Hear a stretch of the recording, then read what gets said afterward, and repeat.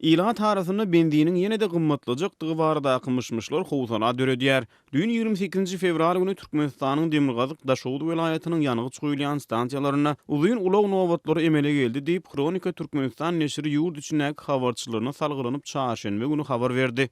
Awtolog iýeleri 1 martdan başlap benziniň bahasynyň 1,5 manatdan 3 manata çenli 2 hesse ýokarlanjakdygy barada dören mışmışlardan gorkup ýanygy çuýulýan stansiýalary barýarlar diýip neşir ýazýar. Daşowutyň aeroportundan şähere girilýän ýoluň ugruna ýerleşýän stansiýalaryň öňünde 1 kilometrden hem has uduň nowatyň dörenligi welaýatyň paýtagtyndan çykyp könürgönje gidilýän ýoluň ugruna ýanygy çuýujy stansiýalarda da şuňa meňdeş kartinanyň göze iýilýänligi agdalýan maglumatda aýdylýar. Azatlyk radiosynyň ýurt içindäki çeşmeleri hem ilat arasında benziniň bahasynyň galjakdygy barada döreýän mışmışlary we olaryň netijesinde awtomobil eýleriniň arasynda ýüze çykýan howsalaly tolgunçuklary ünitjek ýerler.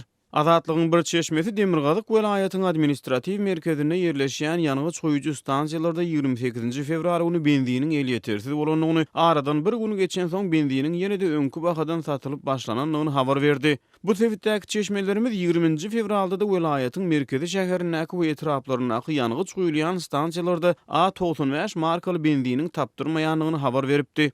Azatlyk radiosynyň Türkmen hökümetine ýakyn bir çeşmeli hem çaklamalaryň janynyň bardygyny öňümüzdäki aýlarda Türkmenistanda benziniň 1 litriniň bahasynyň 2,5 manat 3,5 manat aralygynda galmagynyň ahmaldygyny sebäbi bu şertiň Islam Ötüş Bankyndan we Halkara Valyuta Fondundan kredit almak üçin wajypdygyny öňe sürdi.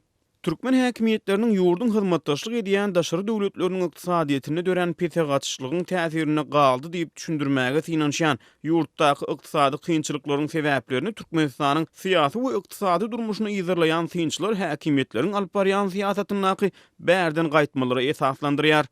Ýatladyp geçdik 2018-nji ýylyň 1 fevralyna benziniň bahasy 50% gymmatlap, ozal 1 manatdan satylan A95 markaly ýanygyjyň 1 litri 1,5 manat, öň 94 tengeden satylan A92 markaly benziniň narhy bolsa 1 manat 35 tengeden bahalanmaly edildi.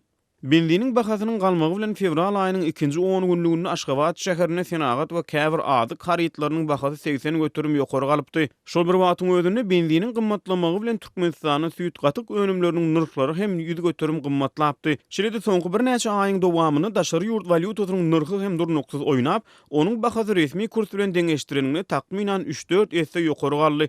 Türkmenistanda ykdysady kynçylyklaryň dowam edýänliginiň aýdylýan wagtyny döwlet ýeçiligindäki telewizion kanallaryna halkyň ýüzbe-ýüz bolýar diýilýän kynçylyklary barada gurrun edilmeýär. Muňa derek bedew wady bilen gazanylýan ötüşler diýilip ýyzy-ýyzyna bagtyýarlyk zamanasy barada video reportajlar efire berilýär.